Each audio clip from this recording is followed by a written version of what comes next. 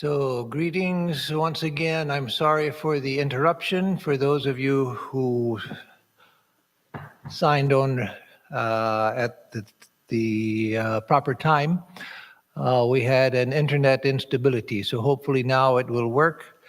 And so, I will again begin as if we are starting from the top, starting with the chant at our Vedanta Society of Houston Bhagavad Gita class. So, are you getting any sound, Surenji? Yes. You have to close down YouTube and open it up again. So I'll go ahead and hope that we are live and that you are hearing me. So I'll go ahead. Om Parthaya Pratibodhitam Bhagavata Narayanena Swayam Vyasena Grathitam Purana Munina Madhye Mahabharatam Advaitam Ritavarshinim Bhagavatim Ashtadashadhyayinim Ambatvam Anusandadhami Bhagavad Gite Bhavadveshinim Vasudeva Sutan Devam Kamsachanuramardanam Devaki Paramanandam Krishnam Vande Jagadgurum Mukham Karoti Vachalam Pangum Langhayate Girim Yatkripa Tamaham Vande Paramananda Madhavam. Om, O Mother Bhagavad Gita, we meditate on you who were made known to Partha by the Lord Narayana himself, you who were included in the Mahabharata by the ancient sage Vyasa, you the goddess who rains down the nectar of Advaita, non-dualism, in 18 chapters, you the destroyer of relative existence.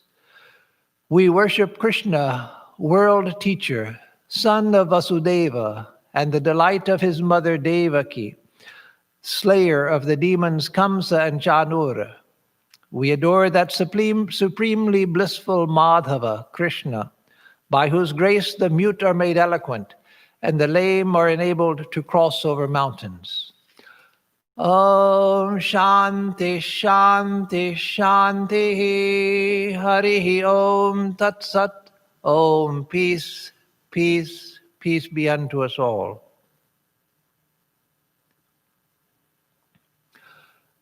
So we are picking up where we left after 13. But the verses were too rich to rush through. There wasn't time to get to all of them. So we ended with verse 31 and are to begin tonight with verse 32 of chapter 13. And then we'll move on to chapter 14.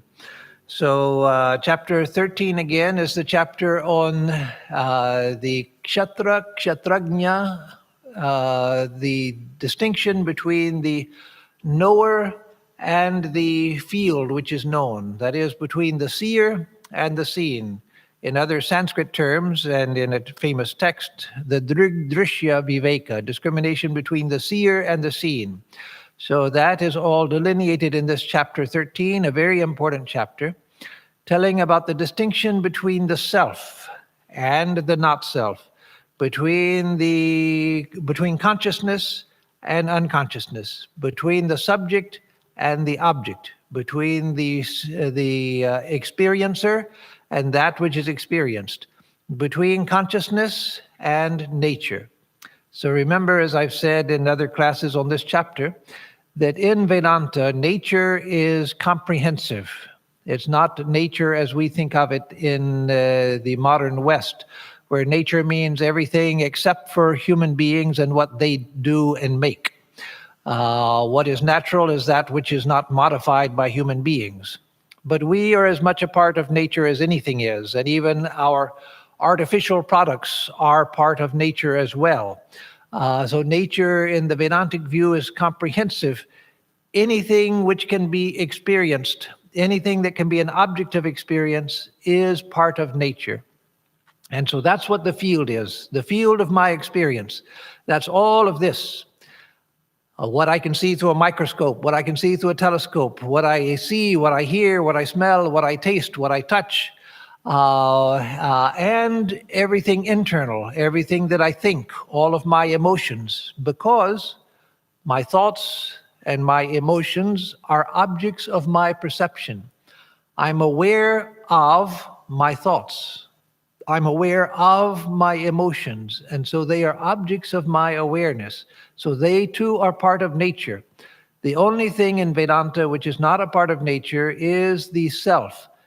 Not that the self is unnatural, but it's transcendent over nature. So nature is used to describe everything that can be experienced, everything which can be objectified, everything which can be an object of experience at all levels of experience, physical, mental, emotional, social, and even spiritual, until you get to pure consciousness itself, until you get to the divine.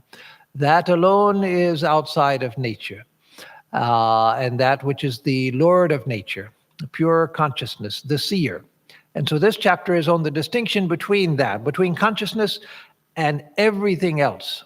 Remember one other thing, and then we'll get into the verses, that it's very important to, in order to understand Vedanta, it's very important to understand that consciousness in Vedanta is not what Western thinkers mean by consciousness. There is not any equivalence between Western ideas of consciousness and the Vedantic idea of consciousness. In the West, there was never any idea of consciousness in itself. Consciousness is always associated with consciousness of, awareness of. And so when in the West, a psychologist speaks about consciousness, they mean that part of the mind which we are aware of, conscious mental processes. I know right now that I'm thinking and I can hear myself talking, so that's part of my conscious mind. But back in the unconscious mind, there are other things going on which are impelling the conscious mind without its knowledge. But the consciousness in the West means the conscious processes, the thoughts which we are aware of. But Vedanta says no, thoughts, all thoughts, conscious, semi-conscious, unconscious, all thoughts are part of nature. Consciousness is only the light which makes everything known. But in that, consciousness is reality itself. Consciousness is that which makes everything known, but it's not the known. It's that which makes everything known, the light through which I see everything. And so now we come, so again, this chapter is on the distinction between between the seer and knower of the field and the field which is known, between consciousness and nature. So starting with where we left off, verse 32, it says, Yatha sarvagatam saukshmyad akasham nopalipyate sarvatra avasthito dehe tathatma nopalipyate. So that means Yatha sarvagatam saukshmyad akasham nopalipyate. Just as the Yatha, just as the sarvagatam, the all-pervading akasha, that is ether. A better translation for akasha is space, because in modern physics, after the time of, with the time of Einstein, came the defeat of the idea of an all-pervading ether, that is a substance, a material substance that pervades space. Einstein showed how ether is not necessary to explain the propagation of light waves through space. However, there are some scientists now who are taking up the idea of ether once again, a new modified form of ether. So we may find ether resuscitated. But the term akasha in Sanskrit, which is often translated as ether, a better translation right now is space. I won't go into a technical discussion of why ether has traditionally been used as the translation for akasha, and why now space is a better translation. but to say that there's a subtle distinction between the two, but the two are related. And so for now, we'll say space. So just as the all-pervading space, because of its subtlety, sokshmyad, nopalipyate, is not touched by anything. Whatever I do within space, everything that I do is happening within space. This body is within space, my mind is within space, yet space itself is not touched by anything. The air might be touched by something. The air, if I burn incense, you can smell the incense. It gives fragrance to the air. I can burn a fire and create smoke so that the air is full of smoke. So the air is affected. But space itself is unaffected by anything. Just think about it. Space itself is unaffected. It's everywhere. Everything exists within space. Space is that in which everything is located. And yet space is unaffected by anything because of its subtlety. That is, it's so subtle that smoke, smells, clouds, other things can't affect it. Or I can do an act of charity within space, or I can commit a terrible crime within space. But space is unaffected by anything. So just as the all-pervading space does not get tainted because of its subtlety, similarly, sarvatra avastito dehe tathatma nopalipyate. So the atma, dehe avastito, sarvatra na upalipyate. So the self which exists, which is existing within all bodies, sarvatra everywhere, that is within all bodies. Space exists within all bodies and all bodies exist within space. But Atma, I'm sorry, I'm getting confused with the first part of the verse. Because the self, which is pure consciousness, is established in all bodies. The self, the Atma, is established in all bodies. And yet it is not affected by anything, just like space. So space is everywhere. It's not affected by anything. Whatever you do within space, space remains unaffected. Water, air, earth, all of those things can be affected by what you do. But space itself, no. That's untouched by anything because of its superior subtlety. It's more subtle than earth, water, fire, air, etc. And so it's unaffected. And so the self, because it is even more subtle than space. The self is transcendent even over space, more subtle even than just pure space. So the self, which exists, as the second half of the verse says, as it exists within all bodies, it is also untainted by anything. So that's a very important principle in Vedanta, and that's why Swami Vivekananda said that Vedanta believes in no sin. We make mistakes, but not in sin. Why?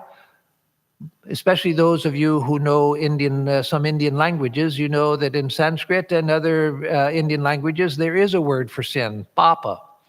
And papi, one who sins, and papa, sin. And so how can Swami Vivekananda say that there is no sin?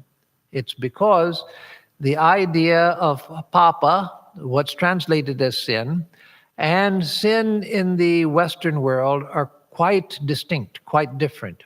Because sin, it's considered in the Christian world in particular, affects the image of God within us. That's why a Christian believes that we need baptism in order to purify the image of God within us, which has been corrupted by sin. And why we need to accept Jesus as our Savior, because he will save us from sin, because we can't save ourselves, because we are colored by sin. So how can dirt wash itself? It can't. And so how can we who are sinners, how can we wash ourselves free of sin? We can't. Only God can save us. And so sin in the Christian context, it affects the soul. It colors the soul. It clouds the soul. But in Vedanta, the Atma, the self, which is pure consciousness, is unaffected by anything. But then what about karma? Well, yes, karma does work. And so if I do bad things, I do suffer the results of those bad things at the level of the body and mind. But the self, that which I really am, consciousness, the self, that is unaffected by anything. And if I realize the self, I realize that I was never affected by anything. I thought I was. I seemed to experience that I was. I felt the pains of the body and of the mind and so forth, guilt and shame and so many things, sorrow and all of those things I suffer from. That's because I have identified with the body and mind. I have identified the kshatrajna, the knower of the field, with this part of the field. I have taken this part of the field, this body and mind, and said, that's who I am. And so when this is affected by things, I think I am affected. Now you may say that, well, that's all very nice, but no matter how much I think otherwise, I still feel the effects of things. Well, yes, that's true in our present state. But we can come to a place, and all of us eventually, one lifetime or another, we will come to the realization where we realize I'm unaffected by everything. I'm actually, experientially unaffected by anything. So we haven't gotten there yet. We're going that way. But the closer we get to it, the more clearly we see it, even though we don't yet fully experience it. But the more clearly we see that, no, that is the truth.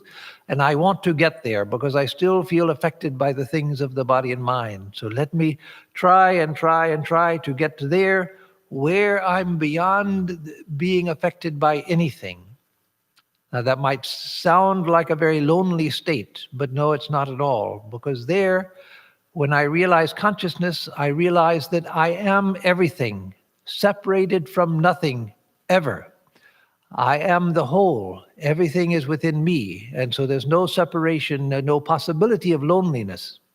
And so that's what we seek. So the running translation is, as the all-pervading space does not get tainted because of its subtlety. It's so subtle that it's not affected by anything that happens within it, space. Similarly, the self, the Atma, which is pure consciousness, present everywhere. Here he translated as present everywhere in this body, but I don't like that. I mean, he interprets it, Madhusudana. I don't like that interpretation. And he's welcome to it. He's a great sage and a great saint and a great philosopher, Madhusudana Saraswati, but I still don't like it. I prefer what some other commentators have said, that everywhere means in all bodies. So similarly, the self, present in all bodies, does not get tainted by anything. No matter what you do, you can be the worst of sinners, committing heinous sins. You can be a Hitler, a Pol Pot of Cambodia, a Stalin. But you are not affected by those sins because you have identified with the body and mind, and that body and mind are going to experience the fruits of karma, and thereby you, identified with that body, experience them as your sufferings. If you knew who you were, if I knew who I was, I couldn't do anything wrong because I would realize perfection. There would be no motivation to do anything wrong. I do things that are beneath my better judgment and beneath my own sense of dignity because either of a low impulse that I can't control or because of a desire that I can't control. And of course, those two are not so different. Desires being based on unconscious impulses. And so that causes me to do things that are beneath my dignity. But if I know myself as pure consciousness, I see myself everywhere. I see myself as completely and eternally fulfilled, eternally blissful. Why would I do anything that would be contrary to that? I would be immersed in that consciousness and thus attain to a state of perfection. So again, as the all-pervading space does not get tainted because of its subtlety, similarly the self, the Atman, present everywhere in all bodies, does not get tainted by anything.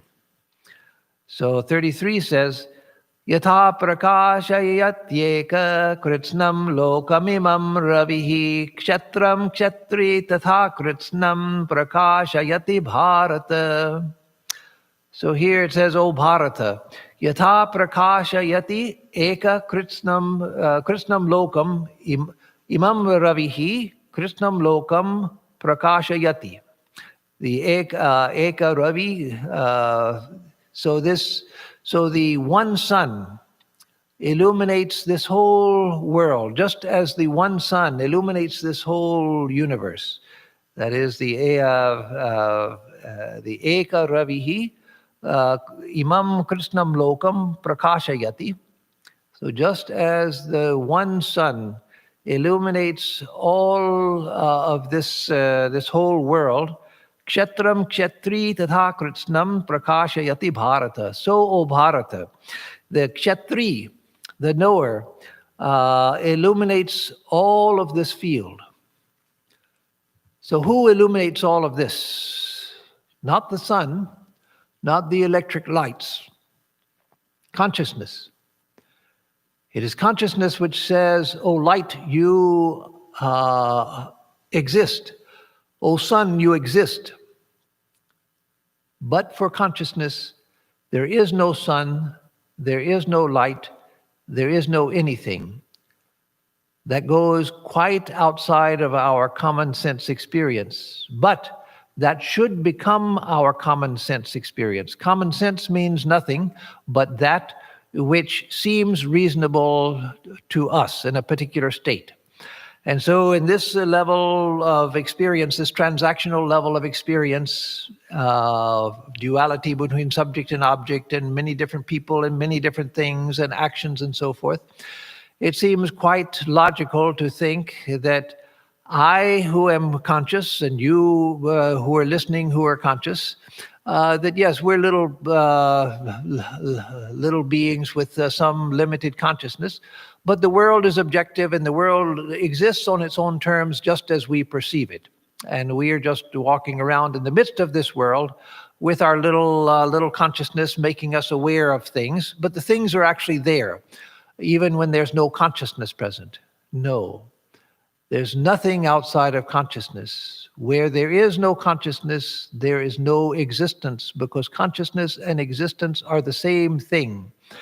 And so you might say, well, Swami, there are distant galaxies and planets where there are no forms of life. And so no consciousness there. So no one has gone there, no one has seen them through a telescope or anything yet. And so do they not exist? There's no consciousness there. So there are two possible answers to that. They're not the same. They're two different philosophical standpoints. And one or the other is true. Not both of them. One or the other is true. But we can take whichever we like for now until we realize the highest truth. The one that supports our common sense experience, and that is that Brahma, the creator, not Brahmana, the reality, but Brahma, the creator, as it's said in Sanskritic languages, Chaturmukhi Brahma, Brahma who has four faces. Brahma is looking in all directions. That's the symbolism. Brahma is pictured as having four faces looking in the four directions to symbolize that Brahma sees everything. So in that idea, Brahma, the creator, this whole universe exists within his consciousness. So even distant galaxies where no life has ever been, and therefore no consciousness, it still exists as we might discover it someday existing, because it exists within the mind of Brahma. Brahma is conscious of it. Brahma is conscious of everything. Everything exists within as a manifestation of the consciousness of Brahma.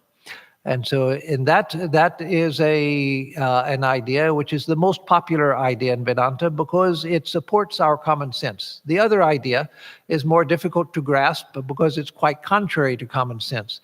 And that is that which I'm not conscious of or someone else is not conscious of, it doesn't exist. If there's a distant galaxy or a distant planet where no life has ever seen it, no, it doesn't even exist until someone sees it. And the act of seeing is what creates it. So I won't go into that. That's a very subtle point and difficult for most people, and not something most people can hold on to in practice. So we'll take the more accessible idea that this whole universe exists within the mind of Brahma, and therefore it exists. Because outside of consciousness, there is nothing. Think about it. If you can imagine, say, imagine a planet where there is no form of life, not even a bacterium, not even a virus, nothing. No mold, no fungi, no form of sentience whatsoever. That is, no form of consciousness whatsoever. And none has ever been there. So we can postulate that there are many, many places in the universe. Perhaps the majority of the universe is like that. It has never been perceived by anyone's consciousness. So think about that and think, does it exist? And you say, well, I can imagine it existing. Yeah, I can clearly picture it existing. What are you doing? You're seeing it within your mind and saying, yes, I can see it exists. But think about it. If there is no consciousness whatsoever there, then how could it exist? It can't. Now that is hard to think about right now because we're not used to thinking in that way. But once we get to have a sense of what consciousness means, that becomes the most logical conclusion. It becomes part of our experience. Then that is our new common sense. That is our common sense. So the verse says, as the single sun illumines this whole world, similarly, O descendant of Bharata dynasty, the knower of the field illuminates the whole field.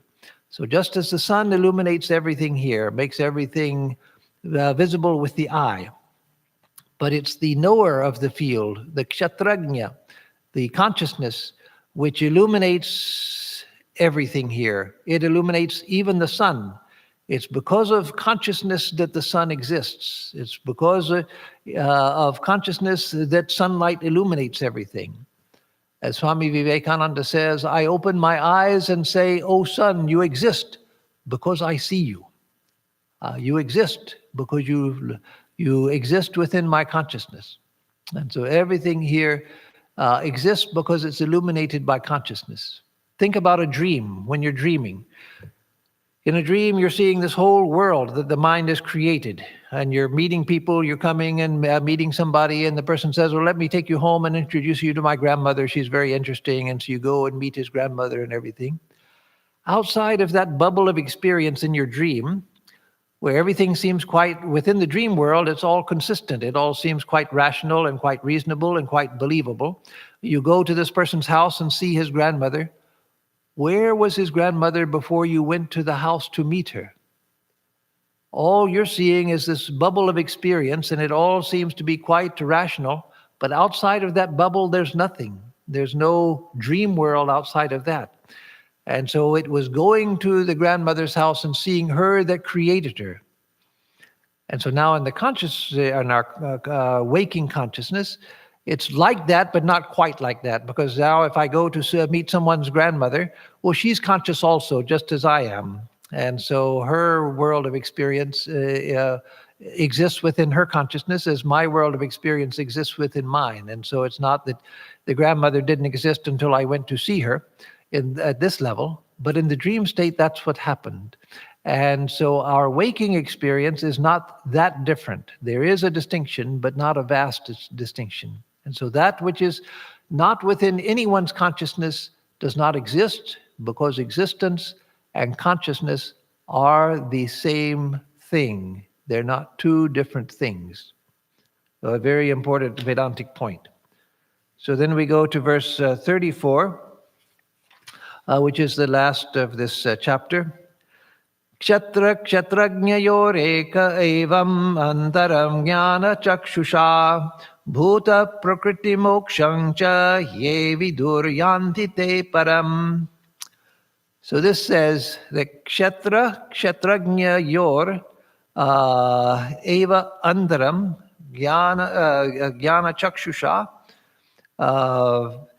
those who thus know the difference, antaram, the difference between the Kshetra and Kshetrajna.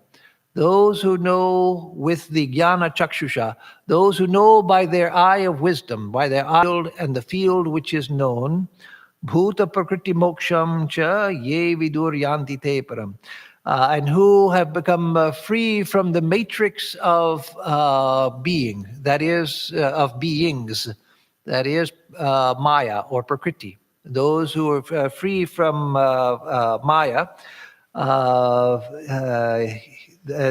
those who know that which is free from Maya, they go to the Supreme. Yanti Param, Te Yanti Param. So those who know thus through the eye of wisdom the distinction between the field and the knower of the field, and the annihilation of the matrix of beings, that is Maya, they reach the Supreme. So the matrix of beings, the Bhuta Prakriti, Bhuta Prakriti, the matrix of being, means that out of which all of this has come. So you have the pure consciousness. So how do you get a world when there's nothing but pure consciousness? That's through the creative power of Maya or Prakriti. That pure consciousness becomes veiled by the power of Maya, that Maya Shakti, the power of Maya. And it's out of that Maya that all of these beings have come. And so realization comes when we become freed from the power of Maya. So what is Maya?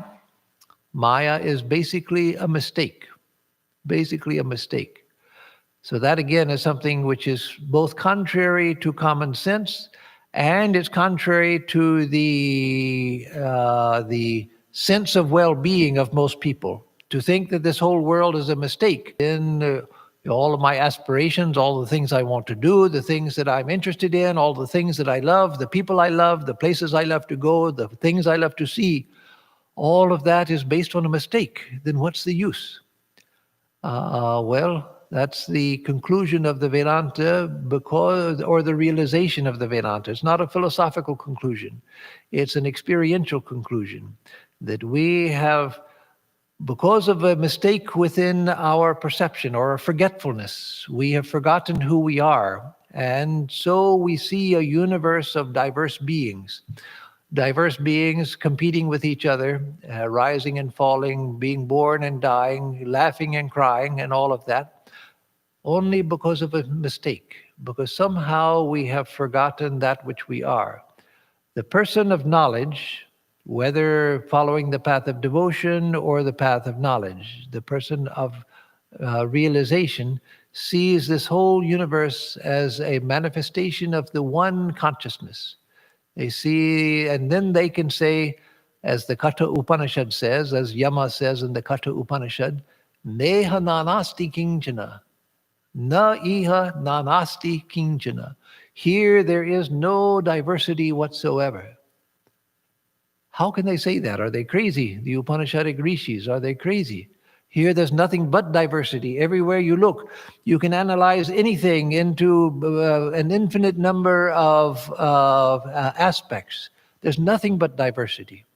And yet they say, Neha nanasti kinchana.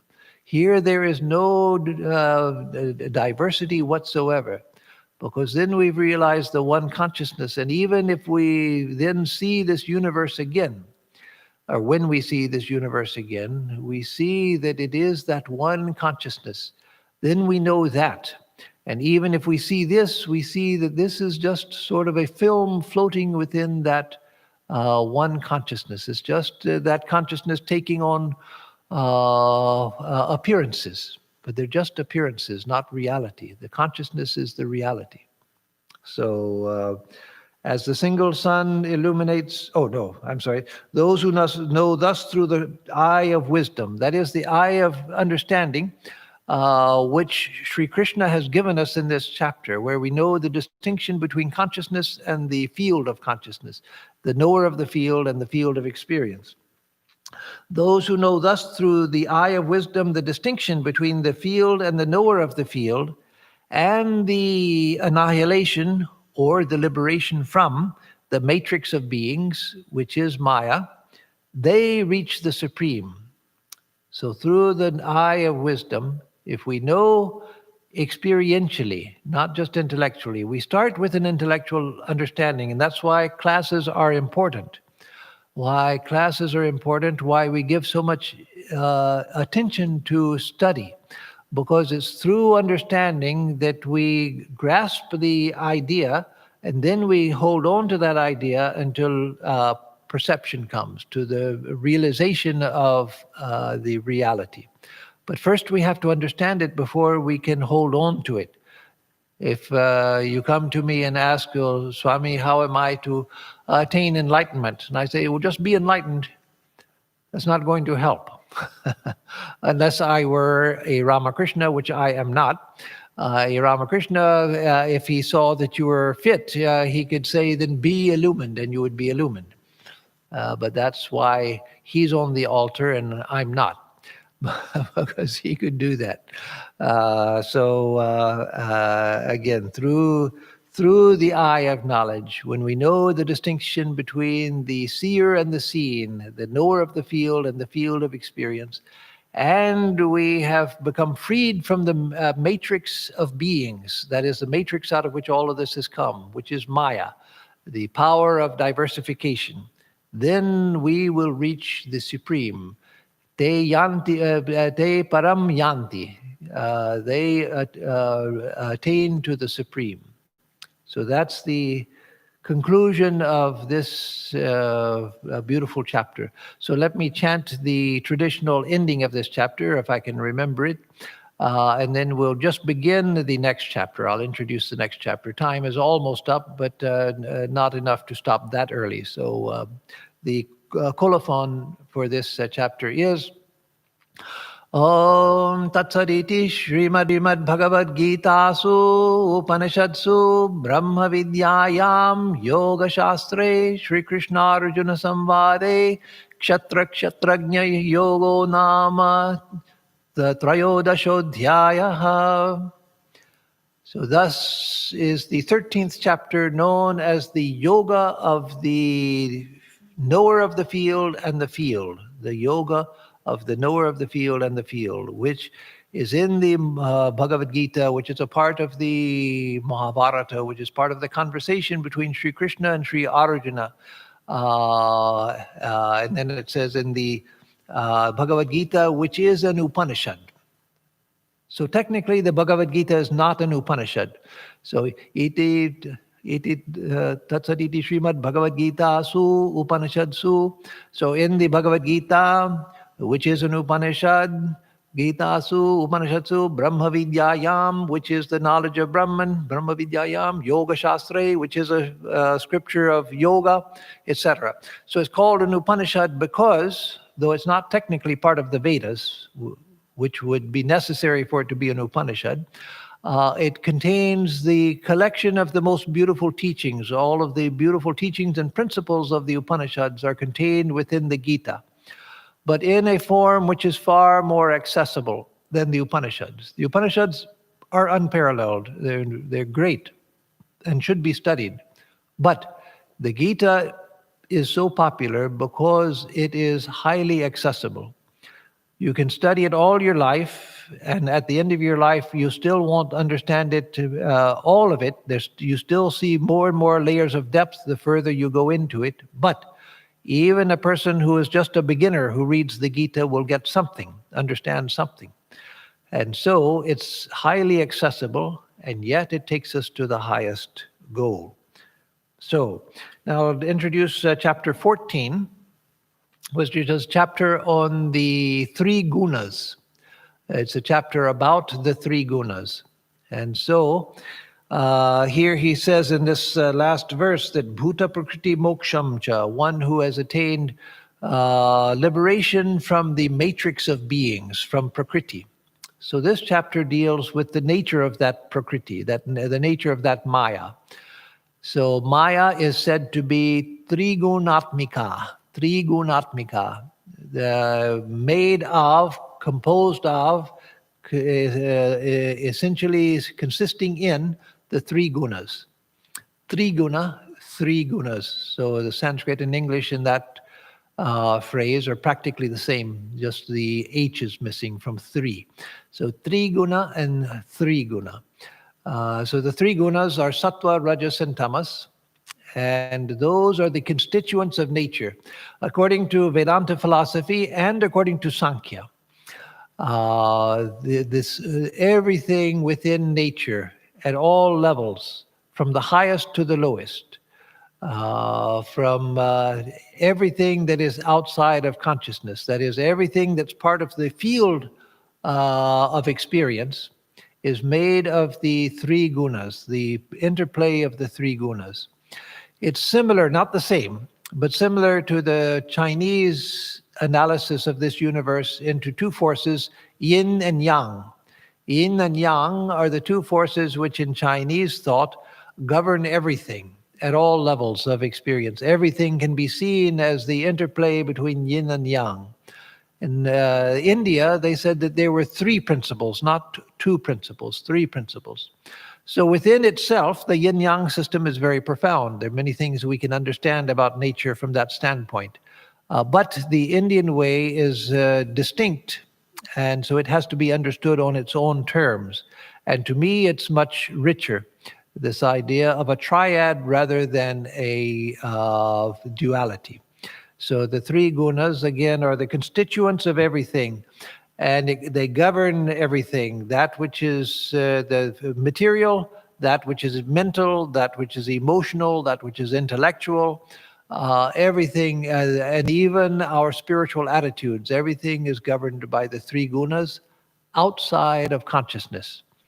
That's why one of the disciples of Sri Ramakrishna had the traditional name as a monk as Swami Trigunaatitananda, he whose bliss is in that which transcends the three gunas. So Brahman, or the Atman, the self, reality, is untouched by the three gunas. But everything else, everything within nature is governed by the three gunas. So this is the chapter on those three gunas, and it'll describe them in detail and how they affect the various levels of our experience. And in a later chapter also, the three gunas come back again as very important. So we'll come to the first verse. In fact, we'll do the first two verses, and then I'll stop for today. Because the first two verses are just praise of the knowledge which is going to be given. So the first verse, Shri Bhagavan Uvacha Param Bhuya Pravakshyami Jnananam Jnanamuttamam Yajñatva Munaya Sarve Param Siddhim Ito Gataha. So here, I shall speak again of the supreme knowledge, the best of all knowledges, jnananam jnanamuttamam, the best of all knowledges, by realizing which, yajñatva, all the contemplatives, all of the sages, munaya sarve, all of the sages, param siddhim ito gataha, reached from here the highest perfection. Reached from here means from this state we are in now. And from this world where we live now, it's not the only world. If I were to die right here in front of you, you would be left with just a dead body lying here. But what about me? I would be freed from the body just by the act of dying. All of us are freed from the body. And then another vision would open up to me, another world. I haven't gone anywhere. I'm still right here. But by killing this body, or by the death of this body, I'm liberated from this body, and this body is what ties me to all of this. All of this is tied to the body. That's why when a person has even a glimpse of a state of bodilessness, if in deep meditation we find that even for a moment we're freed from the body, we feel like the whole weight of the universe has been lifted from us. A weight we didn't even know we carried. We were never aware that there was a weight. But when the experience of the body disappears, we feel like the weight of the world has been lifted from me. And that's true. because the whole world is tied to this. The whole world sits on this. When this stops, this all disappears because this all is dependent on this. When this body dies, suddenly all of this disappears and a new vision arises. And then I find myself, if I'm liberated, then I find myself in God. If I'm not liberated, I find myself in a different type of body, consistent with the type of world which I am perceiving. And so this world disappears, another world appears, and I have a body which is appropriate to that world of experience. They're transitional worlds between this world and other worlds. They're heavenly worlds, they're hellish worlds, all of them temporary, not eternal, as in the Christian world and Islam, but they're temporary worlds. But there are other worlds, and for sages of a very highly elevated state, like a Ramakrishna, not just a Ramakrishna, but other saints as well, they have come to a point where they can change the vibration of the mind and can perceive here itself other worlds. We can't do that because we're too tied to this, too attached to this. But a great saint can do that. And so as Swami Vivekananda said, all worlds are right here. All heavens, all hells are right here. When you go to sleep, what happens? You dream, and the whole dream world appears. This world is gone when you're asleep. For you, this world doesn't exist for you. A dream world arises. Do you go to a dream world? Do you travel to a dream world? You go from here somewhere else, and there's where the dream occurs? No. This disappears and a dream world appears. So in the same way, when this body dies, another world appears. And so all worlds are here. So again,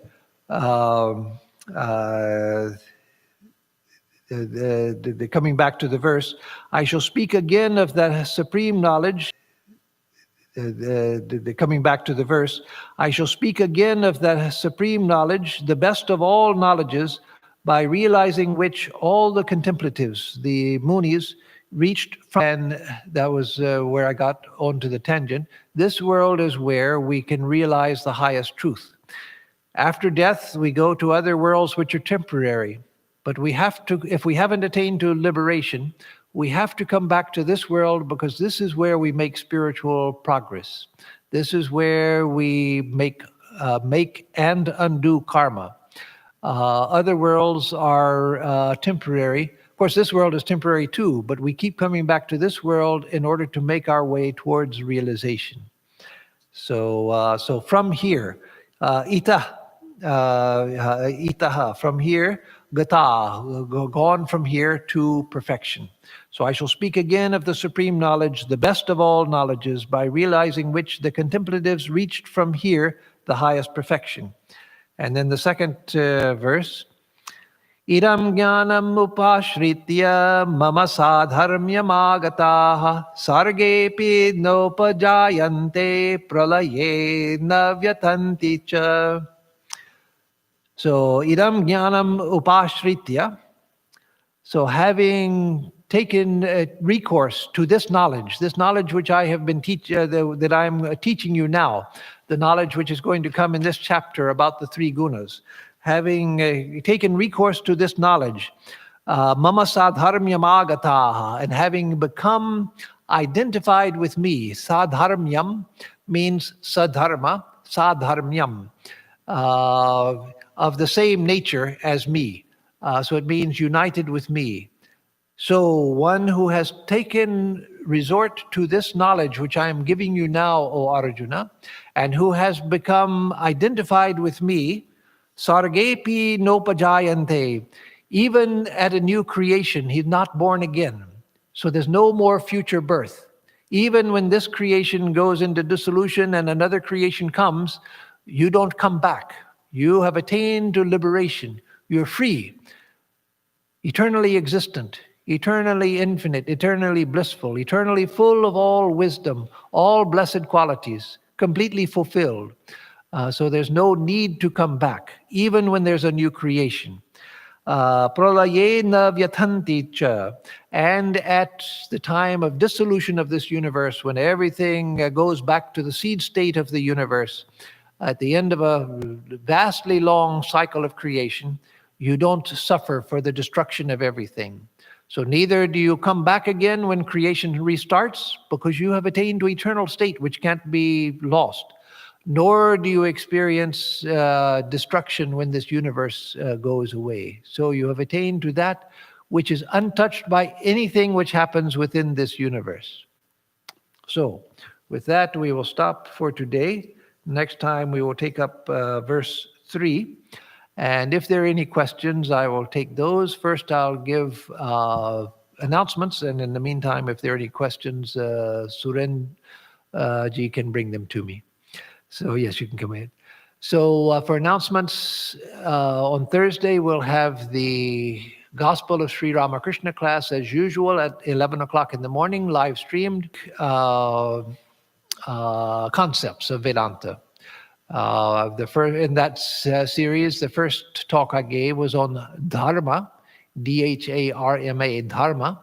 The second one on Karma, the well-known Karma. And now I'll speak this Sunday on reincarnation, because these three concepts are tied together. They work together. And then next week we'll continue with the Gita class and the other classes also. So here Subhash says, if Kshatrajna is not affected by anything, who is identifying it with Kshetra and how? No one is identifying it with Kshetra. We ourselves have forgotten. So it's a very good question, and it's a question of great the answer is of great philosophical subtlety. So in devotional systems, they recognize the problem, that how did we get here?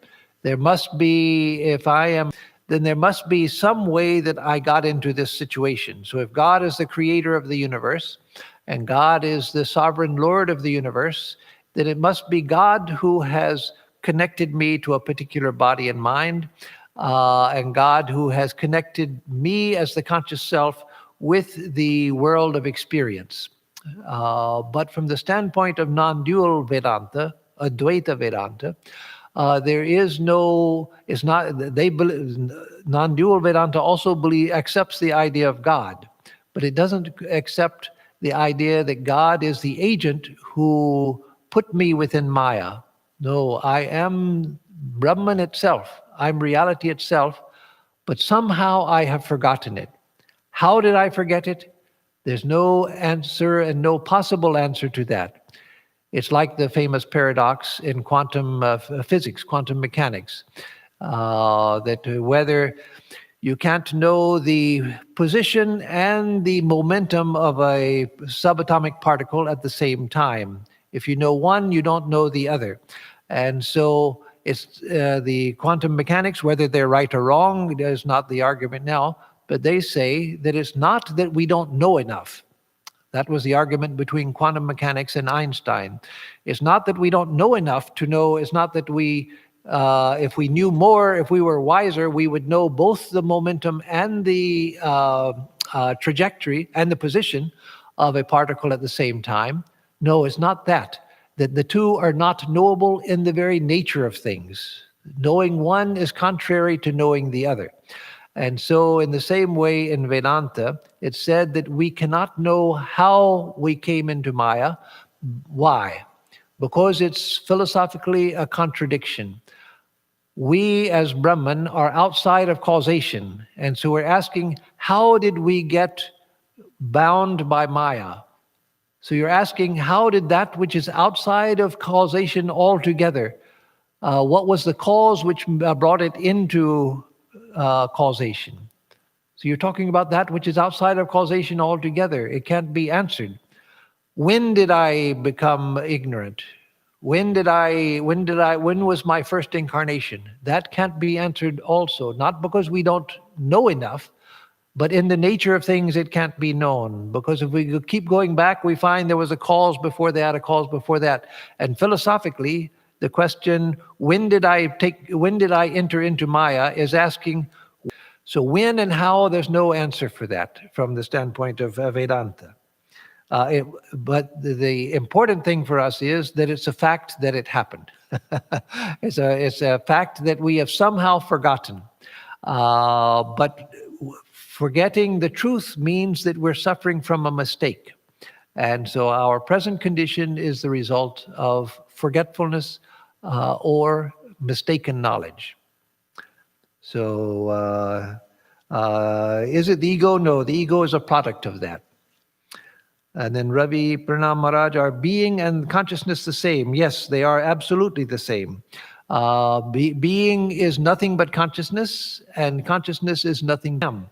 We can't doubt that, as René Descartes, the great French mathematician and philosopher, discovered in the 17th century, I believe it was, 1600s. So the consciousness and existence are the same thing. In transcendental meditation books, I read being having similar characteristics as consciousness. Well, actually, no, they are. It's not that they have similar characteristics. It's that they are the same. There's no distinction. Now, at our present level of experience, we can abstract existence out from consciousness. We can think of, conceptualize, treat the idea of existence as separate from consciousness. But when we come to a higher state, we realize that that's just by an act of mental abstraction. It's not in reality impossible, because the two are exactly the same. It's not that they're two aspects of the same thing. It's that they are the same thing. No distinction. So, with that, I'll end, and we'll see you next week, and maybe some of you will see on Sunday. So let me give a closing chant. Om Yam Brahma Varunendra Rudra Marutastunvanti Divyaistavaihi Vedai Sangapada Kramopanishadai Stavaihi Vedai Sangapada Kramopanishadair Gayanti Yam Samagaha Dhyanavastita Tadgatena Manasa Pashyanti Yam Yogino Yasyandam navidu sura suragana devaya tasmai namaha.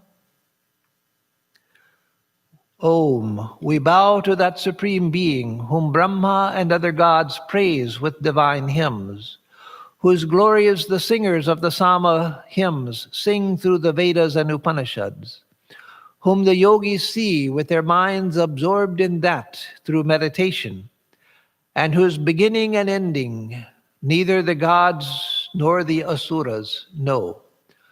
Om Shanti Shanti Shanti Hari Om Tat Sat. Om, peace, peace, peace be unto us all.